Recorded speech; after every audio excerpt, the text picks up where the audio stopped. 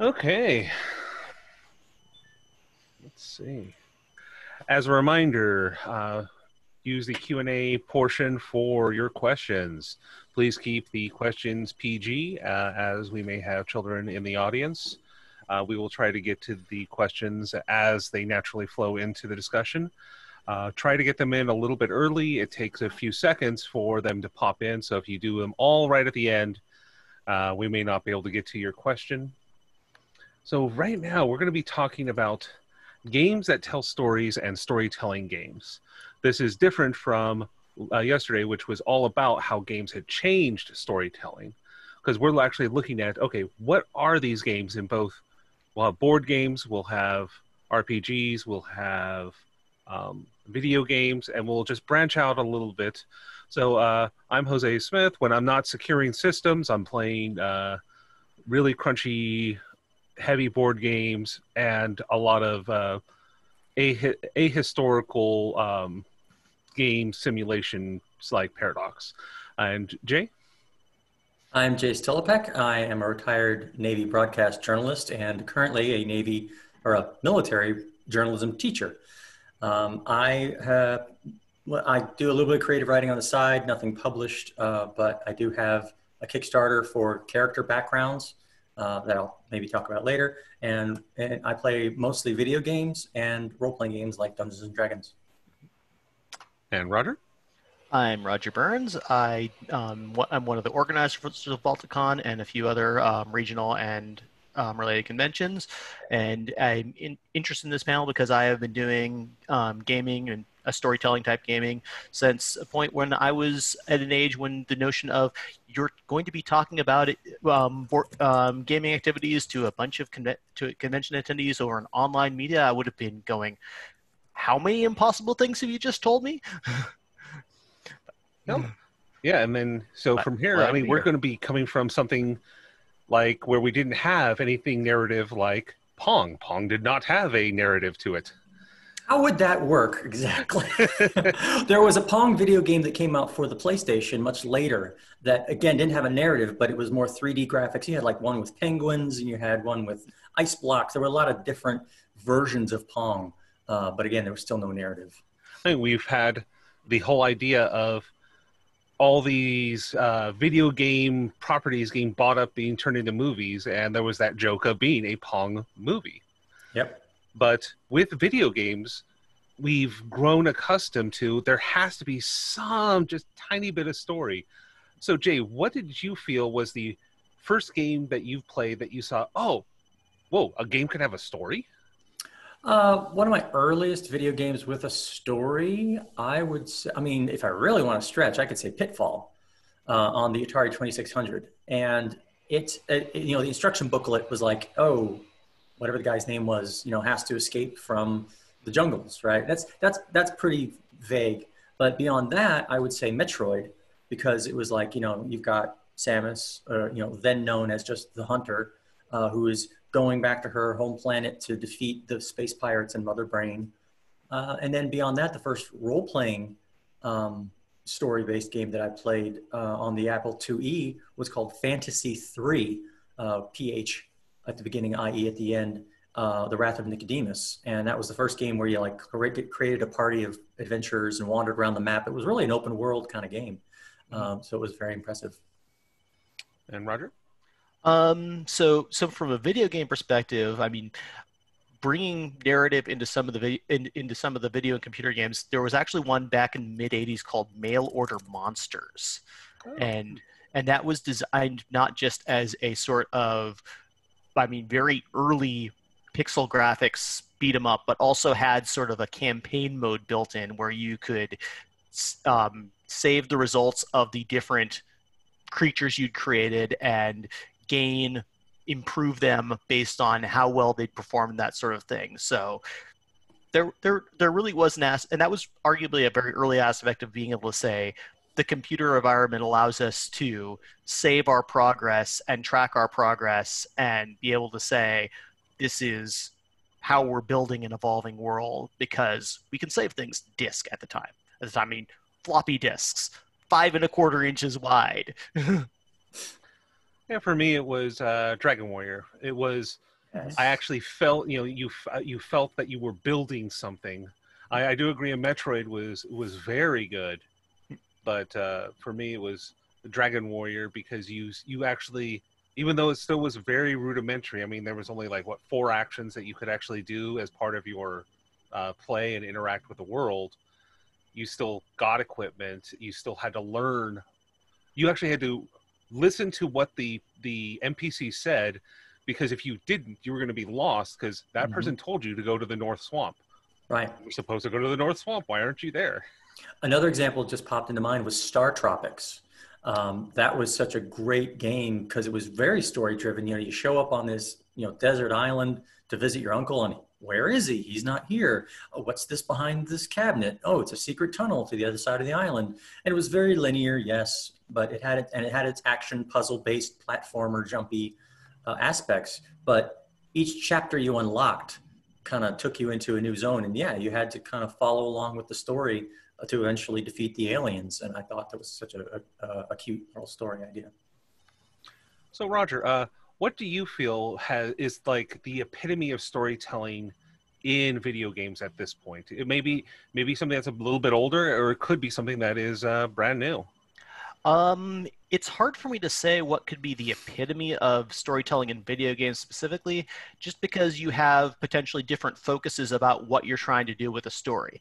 You could say games where you're trying to build in a very strong narrative element and do the world building and ensure that lots of players have the ability to experience more or less the same concept as a story. But you could also have something that's very open world, where the player choice is an element in saying, how does this story build, where you're deciding, I want to experience this element of the game, I don't want to experience that element of the game, I want to choose them in these orders because I either think it's more efficient or more natural, or just because randomness is entertaining. So it's going to be a different answer for each person, I'd say, in a lot of ways. Skyrim, I think, has done quite a bit of world building in terms of being able to say you've got many different plot paths. You've got an ability to say, I want to be interested in this particular thing, not interested in that particular thing. I want to do these things in this particular way. If I do them, if in some cases they will be more natural, in some cases it will be less natural. But other people would quite possibly have different views, wanting something that's got a more, as a story saying, where you take the things in a particular order. And Jay? Yeah, very much the same. Everybody's going to have kind of their own view of what they consider to be story in a game. Sometimes it's the story they build for themselves, or it's the story that the game gives to you. And I'm really happy to see games nowadays, especially MMOs, where I was really impressed with Guild Wars 2, where you create your character and it asks you like 6 questions. It's like, you lost something. How did you lose it? Or what happened to it? It's like, oh, my sister ran away with it. Or it was stolen from me during a bar fight. Anyway, those turned into later mission arcs that your character would tell and would evolve the story. And I thought that was really cool. Another game that I found I really liked was called Epistory. And it's actually kind of a typing tutor game. But literally the world, kind of like your character has amnesia at the beginning, you're riding a giant 3-tailed fox. And as you learn the controls using actually the typing positions for up, down, left, and right, and then you have to type words to attack or to destroy the barrier, literally the world unfolds like paper pages around you. So it's all kind of built out of origami. And it's just such a beautifully structured game. And then games also like Life is Strange, which is a time travel game where it's kind of your simple adventure game where, like, oh, I can take this rod with me. I'm probably going to need it later. But then you can like try an element and then you can be, what, I don't really like how that turned out. You hit a key, reverse time to the previous save point. In like the character knows they're doing it, and try the other angle. So you're kind of always going back and forth trying to find which story you want to stick with. You can actually try each one out and then go back to the other one if you want. Yeah, for me it was Dragon Age Origins. I actually read all the texts. I read whenever there was items that popped up, and yeah, it was just so well written. I was so disappointed with Dragon Age 2 that they kind of went backwards and didn't give as much of the, like, yes, you got a lot of story in the cutscenes, but you didn't get really much explorable because the dungeons were now palette swapped maps where they would add a couple of different elements, but there was maybe, I think there was some like 16 different maps that they would just reuse. Where Origin, I mean, it was just a beautiful undertaking, both graphically and from a story driven RPG. Another good one was City of Heroes, which I loved back in the mid-aughts. And I actually beta tested City of Villains. And it always had these very detailed stories. When you talk to the NPC, there'd be like a whole wall of text, you know, and yeah, you could click past it and then in the end, it just became go here, kill this guy, go here, kill that guy. But then even later, they evolved into more storytelling elements where you'd go into a building, into your instance, and it would cut to a cutscene. And here's the two bad guys talking about you coming, and they got little word bubbles over their head. And it was more than just walk in and kill everybody in the room, even though, again, yes, it had very limited map palettes. You know, it's like every business building had the exact same kind of general layout. And there was a randomness to it, but it still gets boring seeing the same four stairways over and over again. But then also they had a very well-drafted seasonal story arc. Agreed, yeah. Where you could even have parts of cities blocked off because of some event. Yeah, and it's restarted. It's City of Heroes Homecoming, which I've started playing again. And Galaxy City does not exist. You can't get to it anymore. And it's just like, when did that happen? You know, I totally forgot that that had been a whole thing. Okay, so now let's talk about.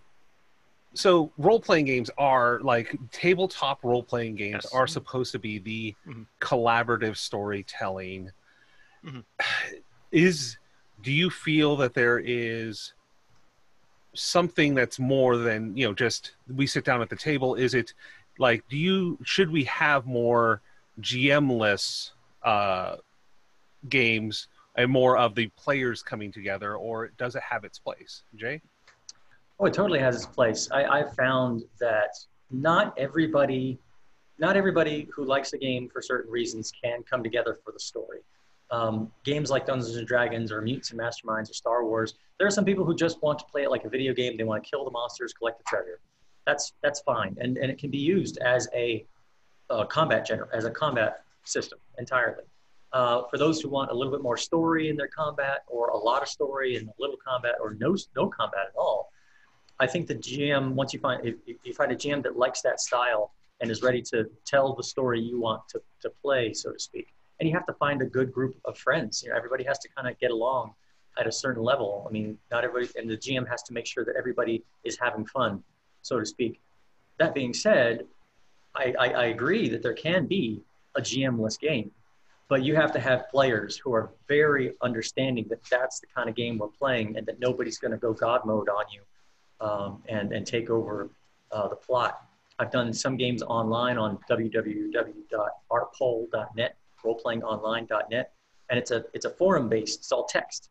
And I always hated getting into groups because sure, we got a DM and we got 4 other players, but I go to work and then I come home, and these 2 players in the scene have just gone bam, bam, bam, bam, bam, bam. There are pages of them having a discussion and making decisions while the other 3 of us are just left behind going, okay, now I got to read this wall of text and catch up. And it was always very difficult. So having a DM to kind of moderate that and say, hey guys, let's remember that we're all in this together is definitely, in my opinion, beneficial. And if you're going to do GM-less, you got to have the right mix of players who understand the concept and aren't going to take over. And Rodger? Well, I think I actually want to interject something that I personally consider my definition of the break line between role-playing games and storytelling games, and build off of that. And I mean, there are many definitions, but this one is mine at least. Of a storyteller game are probably something where you can be creative and you can build on your own narrative, but all the tools are more or less there in the box.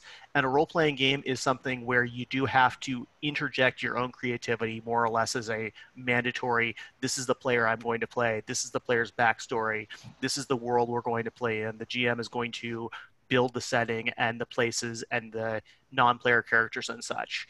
And so when you take that into account, I mean, there's also, you say, it's a role-playing game rather than a storytelling game if you have to do some of the prep work yourself to make it your own. And yes, because even with a pre-made module, you may come in as a GM, have read the entire thing and run it through with them. Unless you are forcing their feet to the fire, they get a chance to make a modification. Yep, and any pre-made module, unless it is absolutely on the most absolute of railroads, you're going to have a big difference if you decide to come in with a party of 3 or 4 melee fighters and one person who's able to stand at the back casting spells versus several people who are sneaky versus a party that is mostly capable of doing negotiation and such. So. On that point, when you were saying the difference between a role-playing game and a storytelling game, and I've had some friends who were like, well, I don't like a role-playing game where you just make up the plot on your own. And I was like, well, the dice determine whether or not success or failure. He's like, yeah, but he prefers games where actually the storytelling is baked into the rules, where it's like the new Star Wars Edge of the Empire series, where like the roles very much determine whether or not things are going to go good, really good, or fantastic, or bad, pretty bad, or terrible. And it's like that helps force the narrative structure. Or games like Fate, where players can have like a poker chip and be like, boop, I'm going to like play a Fate chip and totally take this plot in a different direction.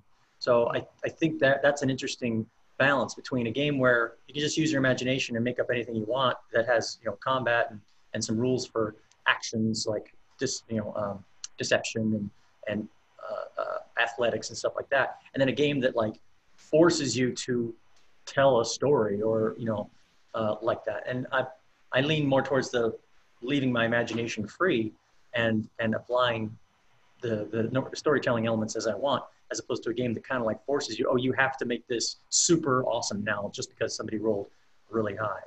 And again, natural 20s are like that still.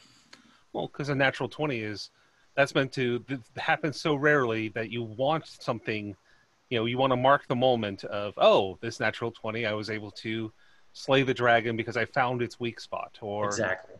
Or I was able to do that bargaining roll that was just perfect so that we could get all of our equipment and not starve out on the step.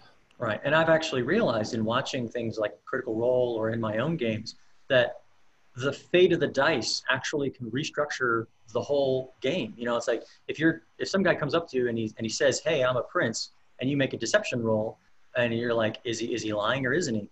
Well, if you roll really high and you determine that he is indeed lying, then the GM can, on that moment, make the decision that, yeah, he's not a prince at all. He's actually, you can give a lot more detail than if you'd only just basically said, no, he's lying.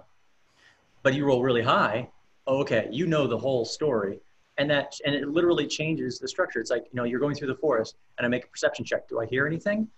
Well, maybe if you roll really badly, the forest is uncharacteristically still. You roll really high. So literally you're changing the world around you based on your die rolls. It's like if you rolled low, no, it's not you. It's not that you're imperceptible. It's not that you're bad at perception. It's that it's just really quiet. Versus if you roll really high, you hear the shudder of a tree and something's coming towards you. So I found that if you pay attention to those beats, the die rolls are still constructing the world around you in real time. Roger, what do you think about should the die rolls be that key for that story element change? I think you can potentially take it in moderation. One of the favorite tips I'm learning about, GMing is always kind of a never-ending thing to learn about, but I'm working to adopt more, is the notion of call for dice rolls when they matter and know that and have a sense of, if this die roll succeeds, how is it going to benefit? If this die roll fails, how is it going to materially impact things? And so being able to say, if there is no consequence to rolling well, you don't need to bother rolling. Right. And this is like when you're out of combat and it's like, okay, roll to pick the lock. And it's like, there's no pressure. There's nothing happening. Why are we? And then you fail, and then somebody else fails, and then you fail again. And it just ends up looking ridiculous that, Is there story there? You know, it says, oh, I thought you said you were a thief. Yes, but come on, there's no consequence, so Yeah. there's no pressure. But I mean, the flip side of that as well is, I mean, rolling dice is fun. Having that element of risk is fun, and so I've actually been in some cases being more willing to say, do you want to roll? Do you want to have a chance of success or failure? And then thinking on my feet to say, well, if you tried to pick the lock and you rolled really badly and failed, does this mean that maybe the lock was trapped in some way and you've set off a trap that I didn't know was there? Or you've damaged some irreplaceable equipment and you're going to have to worry about how you get around the dungeon without this particular lockpick that you had prized. And Or so, even you broke the lock, and now you really do now need to bash down that door. Right. so, I mean, there's also fail forwards. You don't necessarily want to ever make the story dependent on, okay, you failed the roll and now you can't actually progress the plot. But I have found that crisis, drama, build, difficulty. You know, if everything were easy, then that's no fun. That's why people don't like Mary Sue's or Munchkins, because they just make everything so easy. But, you know, that's why I always like to play a character that has a flaw or has a weakness, and then a DM that actually plays into that weakness. You know, their sense of morality can be a weakness. Their honesty can be a weakness when asked to lie. And it's not necessarily a die roll issue. That's just who the character is. And then, well, in die rolls, I mean, you look at board games that have storytelling elements. How many board games that have storytelling elements have a die roll? Most of them are either card-driven, but one of the most classic ones is Tales from Arabian Nights. Oh, yes. You could easily, on a die roll, get into a situation that's like, oh, great, now I have to go all the way on the other side of the map just so I can complete this, when I was maybe two actions away from winning the game. Right. Yeah, I mean, Tales of the Arabian Nights is, I mean, one of the most classic, in my mind, storytelling games, because it's got really that tension between telling a story, driving narrative, and doing the game stuff. You can have situations where everything works great and you're saying this is the natural path from being this no-name adventurer with barely a couple of talents to his name to being the all but royalty bedecked out in half a dozen artifacts and with stories of lore. And then you can also have the situation where either the rules of the game itself or another player seeing the perfect way to put one over on you sends you across the map for no good reason.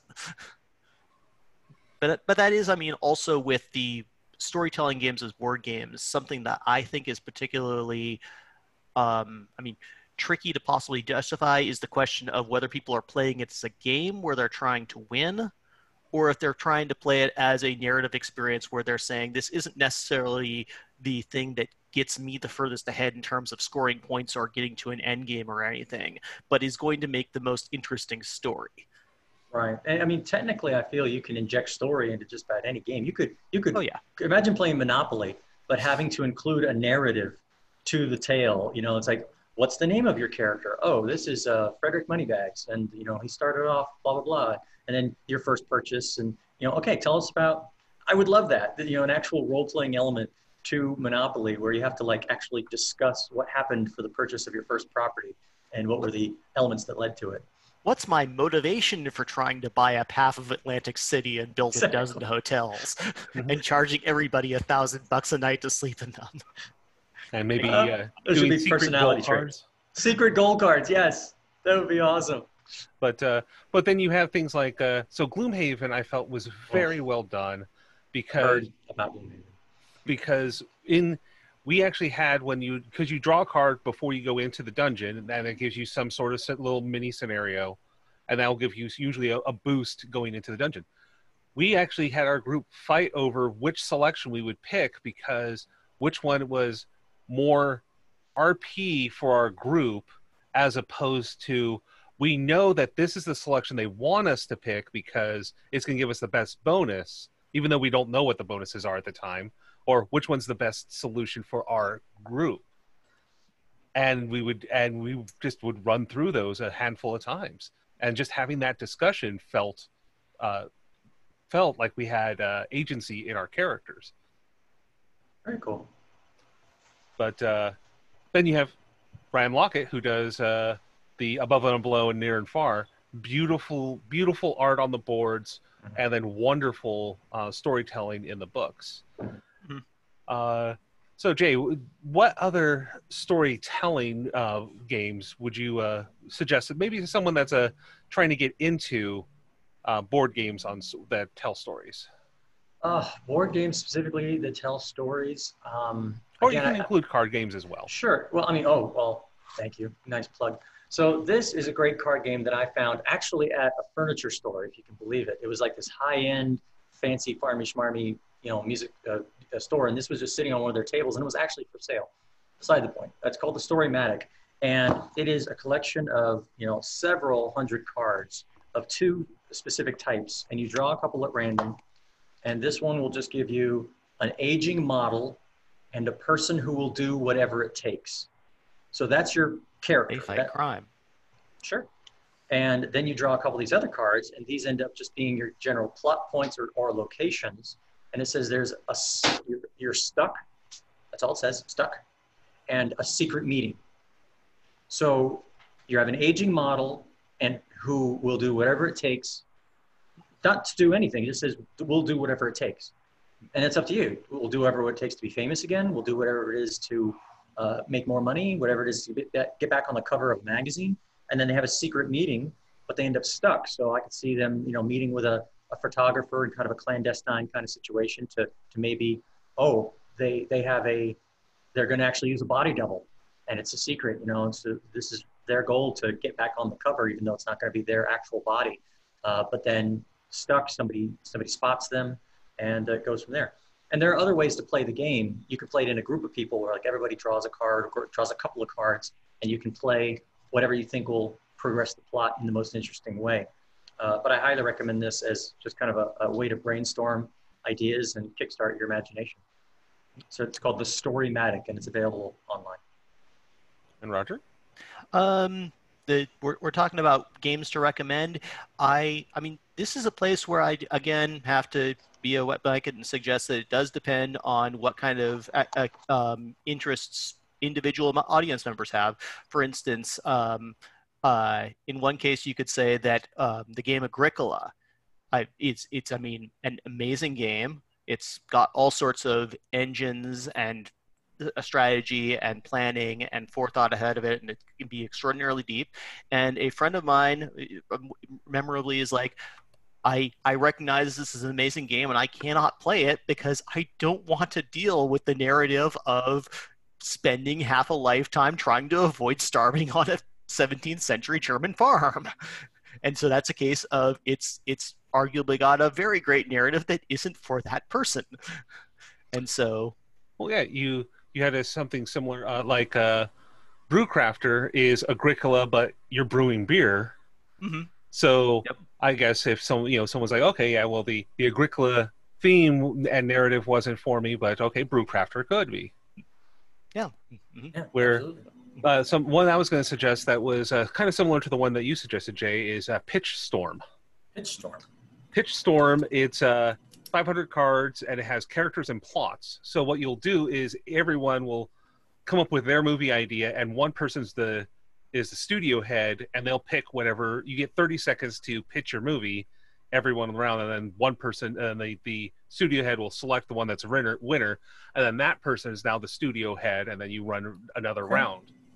So, I like that. To give you an idea, the one on it's on Amazon for like $25. The example they gave, because I have this game, it's just out in the other room, and it's a exterior fruit market. A pineapple with a heart of gold goes on a quest to slay a dragon. Wow, I love it. I would watch that movie. Coming soon to Netflix.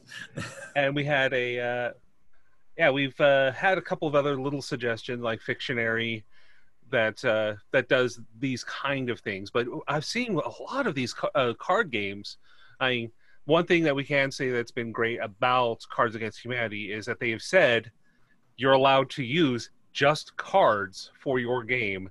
Come up with whatever you want. You have like Super Fight, where you're mashing together powers. but it's opened up the ability to tell a story.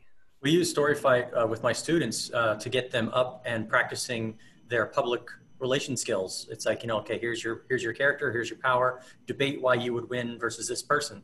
And some people really come out of their shell once they have something kind of fun to do, instead of just getting up and debating the positives and negatives of global warming, whatever. This is just something silly that they can have a lot more fun with, and it allows it to be easier on them. So yes, love Superfight. Another game that I know has been used in educational settings, and I think would say has a very strong narrative element, though again it may not be for everybody. Diplomacy. Yep. Yeah. Sure. Yeah, especially if you keep track of, if you have someone that's outside of the group, keeping track of, in this year, you got these two nations had a treaty, and then one of them broke it, and then now they're allied with someone else, and mix and match. Another online game that I just thought of, I've tried to play it a couple of times, and it is semi-card based, but it's called Storium, and that's Story I-U-M.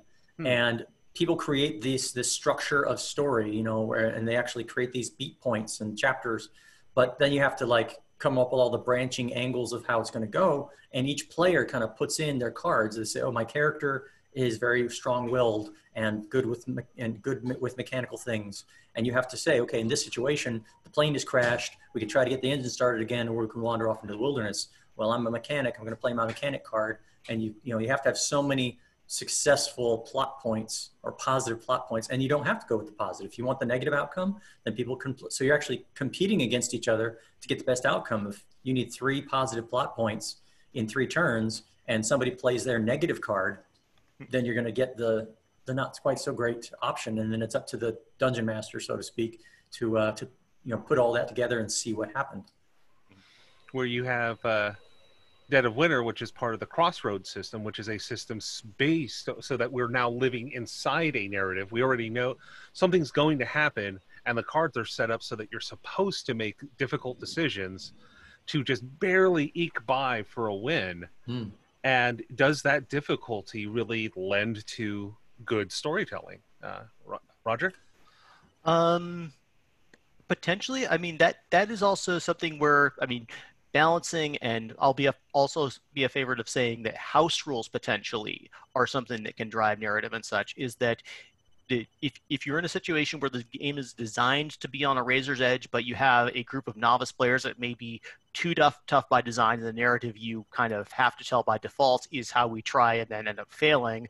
But then if you end up with a group that is very experienced and clicking on all cylinders, then you may actually want to try and make the game deliberately more difficult in some ways to ensure that you're actually trying to tell the narrative it was being designed, rather than just and this is how we completely stomped over the thing that should have been a horrible death-defying challenge. And I expect that just about any game that has a strong narrative component and an intent to drive a narrative theme is, if it's going to get played regularly, end up with varying house rules and such to rebalance it and ensure that it still ends up being a challenge and entertaining, rather than going in a completely predictable direction once you know how to play the game as it was maybe intended and designed. And I would say house rules are very, just as each group is unique, even if they have the exact same module and the exact same rule set, every group comes together. The players want this player wants this type of story, that player wants that type of story, the GM is this type of storyteller, and for all of them to work together, it's up to the GM and the players to decide on house rules that would make it more fun. It's like, look, I want things to be really deathly and destructive. Okay, then we'll say that magic potions and healing potions are a lot more prevalent in this world, or that healing magic is double its regular strength. Just so that you can still have. I've seen it said before that the DM's job is to keep the players alive, not to kill them. If they die in the course of the rules and the fate of the dice, that's one thing. But their goal should actually be to keep them alive, because the DM is just another player in the story. They are not there. Yes, they're a judge. They're kind of a jury when it comes to the adjudication of rules and the eventual direction of the plot. But in the end, they're still playing, and everybody should want to have fun. And I think that's important. And when it comes to it, plot is evolved out of conflict. whether it's emotional conflict, internal conflict, political conflict, or straight up war. So you have to have those dramatic elements to make the story interesting. It's like I said, if he woke up, he went to work, he came home. That's not an interesting story, but he woke up, he stubbed his toe, he went to work angry, he got in a bitter argument that over nothing, and then his job is now at risk. That's more interesting. The movie Stranger Than Fiction comes to mind, where it's like, are you a protagonist in a movie? Well, sit at home and do nothing and see what happens. And lo and behold, plot found him. Conflict found him. And then you also have things like card-driven games that are usually baked into some sort of historical setting that has its all. If you played the cards in order, you would have the exact events how they had. But of course, the players aren't going to play the cards in order because they're going to go for whatever's the most beneficial at the time for them, right. And still you kind of have that story element behind them. So could the story just be in the background as just a little bit of flavor for what you're doing in the game? Rodger? I guess I'd throw it back with you, Jose. Do you have any particular card games in mind when you're talking about the story during card games? I'm sure you played Twilight something. Struggle. Okay, yeah. Or Fort Sumner, which both are they're both structurally very similar, but right, drastically different settings. Yep, I mean, you don't have to kick off the Cuban Missile Crisis in 1962. You can wait until 1967 if that's what's going to be. Yep. Or heck, the Cuban Missile Crisis might not happen because you ditched the card to go to the space race. Right. I mean, I think alternate timelines are very interesting because it comes from somewhere that we can all relate to. Hopefully we all know that history, how it really went. And we're just saying, well, I would have done things differently, or how might it turn out? And again, every time somebody plays that, even if they take the same alternate route because of the storytelling element and the different players involved, you never know what somebody's imagination is going to come up with, and it goes in a completely different direction. But I think that the structure, the existing scaffolding of history that we're then going to play with, we're going to take it in a slightly different direction, can be very beneficial to making the story your own. And it's like, yeah, it's happening in this world around the Cuban Missile Crisis, but this is your character and their story, as opposed to President Kennedy's story or Fidel Castro's story. So I think that can make it much more personal to the person, as long as they know that you just exist in this world and have some control over what happens. And it's a divergence from the question that was being asked, but it's too perfect a divergence not to mention is the card game Chrononauts. Oh, yeah. Chrononauts is an excellent game for if you had someone that was sitting outside of the game and watching it and writing down the activities as they were happening. You could have a pretty interesting little short story. You could, exactly. Now, we also have a lot of these we've been talking about. It's been more, it's been less of cooperative. So let's look at some of these cooperative games that might tell stories. You have things like, Space Alert, which is a timed, just basically really trying to program your actions. Or you have something like The Captain is Dead, which you have people going around and around doing their actions, kind of like your, your pandemic style of play. Right. Or House on Haunted Hill, or Betrayal at Baldur's Gate, where it starts off, everybody's kind of a player and you're all working together, exploring, literally creating the world. I'm going to go out this door, and there's no tile on the other side. So you flip a random tile. Oh, it's an alleyway. Okay. The other end of the alleyway is a warehouse. And then, so you're building this world and you're finding items randomly, flipping cards, rolling dice. And then all of a sudden the betrayal happens, and randomly you flip through your book and one player suddenly becomes the bad guy, and they have their goal and the players have their goal. And so it goes from being collaborative and then turns into against each other. That other C word, competition. And yeah, and again, you could have a very interesting story that you could tell from those events. And Rodger? I'm actually not quite tracking the immediate question, so I'd like to pass if possible. Sorry. With cooperative games. Well, we have a lot of cooperative games, and some of them do give us a very good and rich story environment because the characters are able to build the environment and build the story. Can you think of any games that you feel that would? mean, many of them. One that springs to mind in that case is a game called Mysterium, and that's kind of interesting because the game itself has almost no verbal narrative elements at all. It's a card game in which one player is the spirit of a ghost who has undergone a crime, and the other players are psychic investigators trying to investigate the crime, and the medium player can try and pass clues with various cards that are completely gorgeous artwork, no words at all, and trying to establish the connection between this card is important to what you're trying to find out because of this thing. And I mean, really trying to say, if you can pick up on the cues I'm trying to give and make connections, you can come to the conclusion I want you to come to. And okay. And so that really has the emergent storytelling play in terms of establishing what the connections are and not using the tools directly, the tools that the game might provide too. So we have a question from Melissa Wimble. Are there any board games that are good for creating your own story, especially ones that you could use to recreate the pen and paper D&D experience? The closest that I could think of is Magic Realms. Unfortunately, Magic Realms is too complicated to be playable.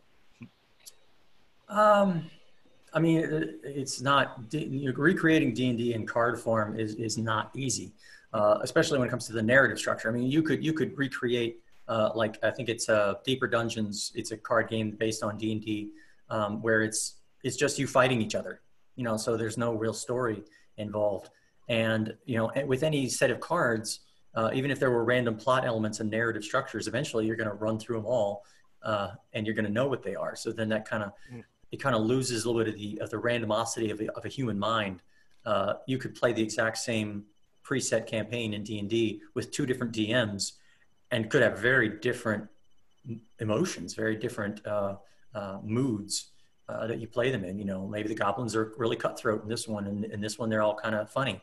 So you could go different directions. So a card game, I don't know of any. Well, any card or board game, or it could. Because for me, I was thinking the Pathfinder Adventure card game has lots of big box modules, and then they have, or the big box, and they have all these little modules. But then I would recommend Order of the Stick. Order of the Stick is a webcomic, and it's really good. And they've got a board game based on Order of the Stick, and that's a little funny, tongue-in-cheek, cartoony, but it can be fun. Or Munchkin, if you really want to go tongue-in-cheek. If you like puns, then Munchkin, and you like D&D, then Munchkin is the way to go. Roger? Munchkin is a potential way of scratching the itch. I would actually personally advocate for the Munchkin board and tile game over the pure card-based game, just because I think it's got more of the ability to keep a persistent state and such, rather than just seeing how the cards lay out. On Magic Realm, though, I think it's important to note that while that was a very complex effort to try and create the board game space, it was also one of the very first, and the complexity, I think, may have been over-engineered by the designers. And there have been, since Magic Realm was released in the late 70s, early 80s, both various efforts to offload a lot of the complexity into computer environments. So if you look for a program called RealmSpeak, that's potentially a way of offloading a lot of the complexity management into a computer system. And once you know how to play and work with the computer system, it becomes a lot simpler. But then also different versions of a board game environment that are taking the same approach, but don't try and put as much cognitive load into saying you have to do these 15 different things to make the game work properly. Also, I would suggest a Talisman. That's a good fantasy board game that's pretty straightforward. It's got a rectangular map, but there are several expansions that all connect to that map, and that could become quite a fun swords and sorcery type of adventure. If you threw in a narrative element, that might be kind of fun. I mean, hugely unbalanced as all freak, but that may be part of the fun. And Talisman is also so successful in its own way that they have done both takeoffs where you set more or less the same Talisman structure, but set in the Warhammer 40,000 universe. Sure. And one that I've heard of, though never had a chance to observe is a Talisman, more or less, version set in the Kingdom Hearts Japanese RPG universe. Insane Clown Posse Talisman? Oh my gosh. Now, and then one that's a little bit more contemporary that I've found that is similar to a Munchkin is the B-movie card game series, which was Grave Robbers from Outer Space, the Bushwhacking Varmints out of the... Yeah, Bushwhacking Varmints, Bell-Bottom Badasses, and these are all the idea of Munchkin, but done as if we're trying to make B-movies and trying to fight villains, and so you create stories there as well. Isn't there a card game called Smash Up or Mash Up? Smash Up. Yes, I've only ever seen it and been passively interested in it. But isn't that kind of the same thing where it's it takes B-movie tropes and kind of throws them together? Yes. You take two decks and slash them together, so you could have Pretty Princesses and Ninjas as your deck. Ooh, I'm there. And good thing you mentioned Smash Up. Right now on their website on AEG, they're doing a buy one expansion, get another expansion free. So you can buy your base box and then get yourself 2 expansions. Oh, and tell me that. So we're coming up to the end. So Jay, what would you like to promote?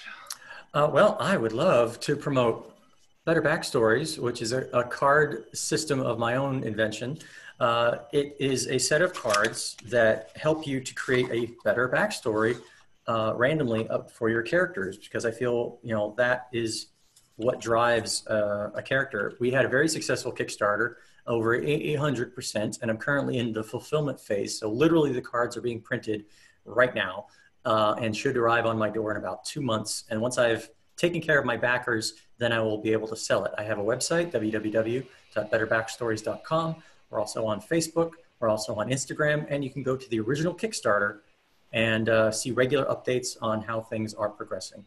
It's great for role-playing games. It's also great for any creatives to put a little bit more life history into your NPCs or your random characters that your people meet on the street in your stories.